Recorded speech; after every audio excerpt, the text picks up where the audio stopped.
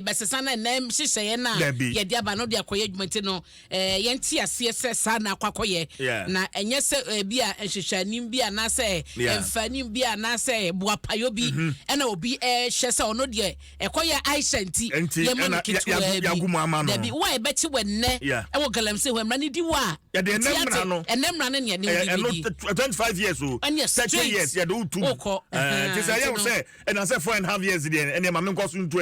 yo o say ya e Facebook o CJ mesrem a Aisha ho a mo mfa ne Church of Pentecost prison ho and so Onvanu konsa wo to baba ka me ho wonsa wo no nche se be dansa one prison patcho da bi but baba ka me ho wonsa wo mu it no ye twa no omra oba so e be kwa kojo na yama no baba Over there say wa amre asemo aba o ni won hina nkasa we o wie na musa deport no besa ba we obeba Abraham Kwen for daily guidance chance. Mati CJ ma me fa daily guidance chance e ma na kobo we de wadi mu bia abom nkomoye witchcraft and wildlife bills na ekoto mampani ma na woso de ne sasase na e ma no beye mra ya wo chese bibia ti se ye no anhwe na akọ ha dwen kakra eni o man na mamra 1992 no akwa afane afa emmoa na ne saso no se wono akasa e behye ho hyehye ya toto ho niema na wasan etabi edi akwakodru machibeje fi hon mo a wo mo bedi hu dwuma no pai CJ adimu nkomo e wo hase ya na eno chi nso na Aisha na semi da hasija ka ho asem sisi enti no em said abokra tell na CJ wa we mo wie ya boso wa we mo wie na office of the special prosecutor eno mo so emrantie nsia eda hai o me bi say before sa afedie o ma huna na say officially say OSP betro dia bre party ni say mo members we ye hwehwe mo no em say no bibisa na Rayon ne kase Haruna deputy general secretary kano so officially say OSP entron card and address my party no na bia on maji wo mo support na wo mo so emwa wo investigation nim si no na wo mo hwe nim ti OSP de oguso a hwehwe emrantie nsien ya na sika bo mata so wo hunu wo mo video nim no wo mo na hwehwe wo mo na CJ ebo video no ha ma ye say maduma mi ye na se menya wo se mejai radio adwuma pe maduma am kwakoye okay dey adwuma delegate na delegate about na ba hin 4 years akwa metwen it be dey na be dey answer na 4 years na ba Shia ya ho eti and also what said that say na Namibia CJ na se no se omo ba besua digitalization no mampania be de chire de bag no omo ba besua ho blueprint no omo hunu say ye de bia e de sakraya ba omo besua because Namibia is one of the beautiful countries say Africa. Yeah, indeed. I'm not surprised. Say, almost woman here, here. Say, never asem ye be out on them compared to renew health insurance. Na kakane no line abekwa kodi super for that what 3 days. Me say yado we kwa ne na no nyina ajo no aduane si ho na wode akwa na ne omotene mu an kwa me o ma no ma didi kakra. No ma san kodi line. What ma akwa chen say dey wo kwa to ba health insurance o registration. Ya bro. So enei Otam oyamwa na no na ne wuti wodam na wo yiska na wo yisika fi bank so bank account na the two phones so na wo distribute na wo ni mo line ka be so every weekend no na wo ni ATM card wuti ate abna men kai the last time I say bi obi ama me check na se me ko pay see banking hall wo kwaje den men kai the last time kita phone enti na maybe a fortune ase no mu say Ghana wade bi wo manimu a etwaye ekoye enti no e wo se ye koni ekosua ho ade ne nso ye de kwobo ye bra enti ne wo ma bebesua blueprint no enti ye te ya ade ho de ye hunu so fa so CJ ye te ya de ho no ye hunu so fa so so do no ti abonte no wo hunu se bibi koso a eye a ne cheso mo so ba besua mu ade a da bokrata di ho asema ba okatafeto so nsia ene da ha ya wo kenkan yi Ghana ye say Adom TV no Adom TV ye say den ye wazo ye oh enti ye wazo ye no abna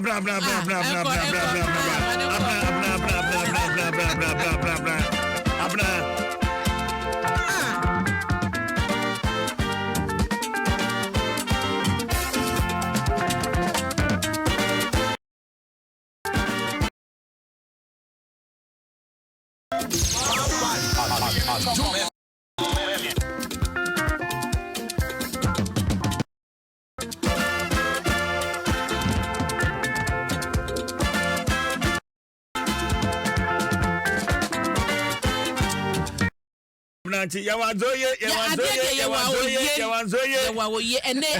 ama abraboni asesa na ye ha na chidi ude ye fa passport okrampo na nka kane no passport o wo so ko passport office nipa be kwa kwoto e wo mu still na no enipa no e wo ho no madodo na so be ko online ni ade wa your registration ni bibia wo se wo data ye de be ma no se wo se wo di super paper se ye obe wi ajo passport wo nko tuasika mo bia so bi eni wani mu fa wonko etiro yankasa ne na ye moto ho wonim de ma ebi mu pentem no wobi won ma onim se passport ni bewu obetena se aka na wo cheka bosomi anasa bosomi me na manawu no afa no akwa so obenya foforo e ba nsa na kwa date de be ma no e betra ebre na wudi hia wade no na so fa tie kope igoro boys ikodi akire na kodi usika so hu but ye wo ho ye na ye hyase se ye hye processes na sentem a e cosmo tinti no digitalization no ana no mo ba besu hia pa mo mesua no mo mfa nko enye no ko bebre ka ho ye ba bia ye be kai wo ba ko na CJ mame fa asemwe hu CJ asemwe last week Dr. Clementa Park member of parliament Obusa South emo ho asem na na emo na e pro won the constituency wo CJ onim se me wo kwawu ye kwa kwawu na otwe ye nkrofo bi free Afram Plains wo ye northness okay wo ye northness wo mu di emo hudwa na ba bia na ye te no na mu di nkomo na omo lamenting fa no ba ko was on phone no ka so ne mo ba ye 60 bucks esenka eba ni nyina say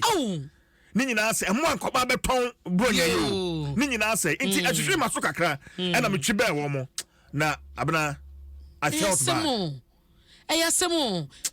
na CJ would ye share the obokrata the anko the obokrata ne kitami emo ne sum ho no emo a yahyehyɛ wo botom na wotie honorable MP no a wo say adwumako bi menkai di ne years am so say farmland na bibi adwumako ne ba ho no obehu akuafo no enyom kosa agreement ne se omunuamo no emomodua mo na ma adwumako ne de boto sex ya broma mo ma hyehyɛ mo no omo hyehyɛ mo ni wie ya company yi beba betom no mo beba besie ne omo maye ama akuafo bre wo ma bre enfifre wo ma sam ne emu a wo ma dua wiate na me say adwuma ekomu pansa na mo na gubotom se de ohunu no CJ emu ho adwuma ekomu no me kai ye mmofran kakra me hunu enu mpo na ya na wa na bebre wo de ade brono na tu so na wo ayiyim asa na obenya se we se wanyamo no na bra wa bre no na aboto baako enya mienu enya du enya oha enya hanu ahanya hasa boto egu hei be 1000 bucks bebre egu ho na epro yeti hase yeti nkra hanom yeka mo ho asem we abani se obebisa se yesre yira minister of agric yira brene champon we honorable onko bumayen onra bumayen we enka school feeding Emaya enu amoma school feeding ya onum se sa ho no omode ye no omo kra free baby na de ba sa school feeding no emu no enye local rice emu na gu help yi wakokra obi de no di free Vietnam ne Thailand ne Pakistan no yakokra de ba sansa no eno na ebia hunu se yefo emu na gu han ma help yi sija no eden ti no bibi wo ho no ma aban ne be ya yesre ye kaka ye dan aban say adwumako bi na makuafo adua no dodoro mu a ebi kra na omudua bro o ma ho oden so ye kaka ye aban aduane aban nya etumi kofa aduane ya ye benya bibi dia ye entumi ntenase ema mu yin ho no na ensai emu egu ho no enya moketoa se so omo patofo na se wonim dia ye we na egu ho se no me se omo betumi nya atofo bekoto no fofofo sanse wan to ebegu ho asai no otono fofofo no de badwamu wi a wo di sika na wabeje egu ne botom ti kuane ni samu fifire no na jadini ba na okoto ye no ne di sika no your system ayo mo Ghana ha say nti obi adwane fi kura adwuma ho na we nyankopon kra amfa fie ba koto ne asai no yate sa na waba beton sa na tie enti we esusi CJ abna ma menka se minkyerɛw ka kyerɛ me esusi da mikro match ase yesusa no na ma mbi ono ya mo emo on se ho na benkwa ma emo ne nkwan enti wo pae a momento wa metesi usi ade ti amana mbedi usi wa media ade ti an no na do ebra mu bedi oh sije eyareho yesre